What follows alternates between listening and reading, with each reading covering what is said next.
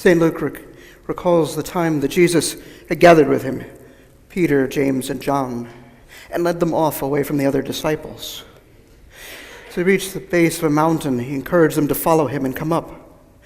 The climb was arduous, and when they reached the summit, Peter, James, and John were tired, so they sat down. Jesus continued on a little further and stopped and began to pray. And while this was going on, the three noticed that Jesus' appearance began to change.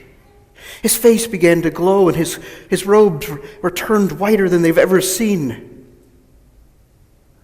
And there, standing with him, they noticed the great lawgiver Moses, the prophet Elijah. And they were overcome by this. And just then, a great cloud descended and surrounded the mountaintop.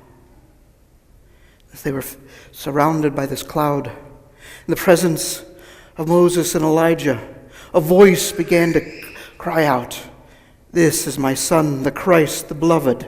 Listen to him." And as soon as the voice had finished, the cloud, Moses and Elijah had just vanished. And Peter, stumbling for words, said, "Lord, it is good that we were here to witness this. We could erect 3 monuments, one to you and one to Moses and Elijah." For he had nothing else to say for the moment. And Jesus said, "No, it is time we head down to the mountain and back to the ministry."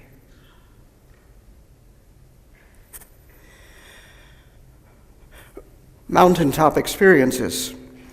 We're Lutherans. We've never actually had any one of those.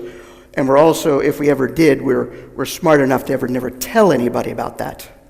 We're good at having luncheons and dinners and taking care of the needy and things like that. But we leave those mountaintop kind of experiences for our distant relatives down in Kentucky and Tennessee. They have them. They talk about them a lot. Lutherans don't. If we ever have one, we certainly would never, ever tell anybody about it. Not something like that. But there's something inside of us that longs for one of those moments, one of those mountaintop experiences. To be up there, the clouds surrounding, the voice of God. Sounds a lot like Charlton Heston, at least in my mind, and thought that he should be.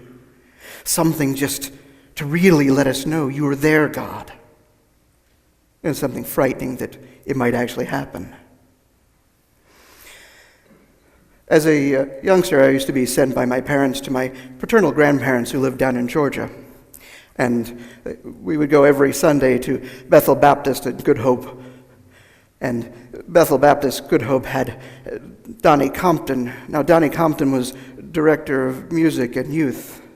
And Thursday evenings, he would have all the youth over to his house and different activities and things like that.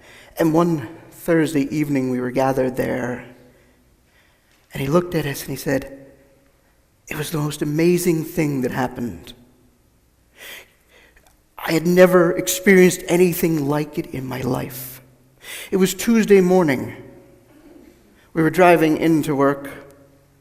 I have to understand that Donnie worked in Conyers, Georgia, and his friend and neighbor Dana Plato, the two of them would carpool. And now Dana didn't own a car and he didn't drive, so Donnie did all the driving. But Dana would get up and he would make up a big gallon jug of sweet tea. Makes any Southerner happy. And fix up sandwiches. And Dana, he was kind of a bit of a baker, and so when peaches were in season, peach cobbler, things like that for their lunch. They were driving along, he said. I was going fairly close to the speed limit. Well, maybe a little over. All right, you know how fast I drive. And we were going along. And all of a sudden, Dana cried out, and he said, "Oh my Lord, look at that!" And I'm swerving all over the place, Donnie says, as I'm hitting the brakes and trying to keep it between the two ditches, thinking, "Oh Lordy, who did I run over?" Well, the car finally skidded to a stop, hands clinging to the steering wheel, heart pounding, and Dana just face pressed against the side window, just smiling and saying, just then the sun came up and lit up that little spot where those 2 bunny rabbits were. Most beautiful thing I've seen today. And it hit Donnie at that moment that mountaintop experiences are all around us all the time. God with us in so many ways. You see, Dana was the one who, well, when they'd go out on a nice day and sit out in the park in Conyers and at lunchtime, and some little 4-year-old girl would be there with a little ladybug crawling up her arm and just the excitement and wonder of it.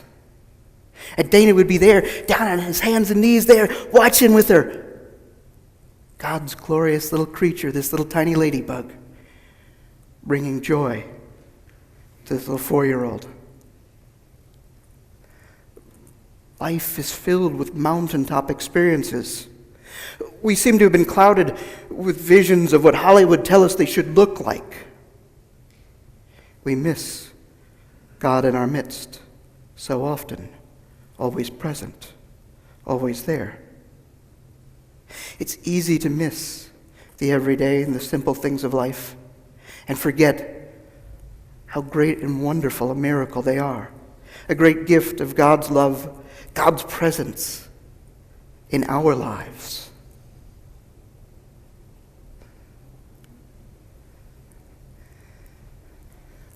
We always think the mountaintop experiences always have to occur way up high with a cloud and a booming voice. Yet in the everyday and the simple and the humble of our lives, God is there with us in love. Can you see God with you now?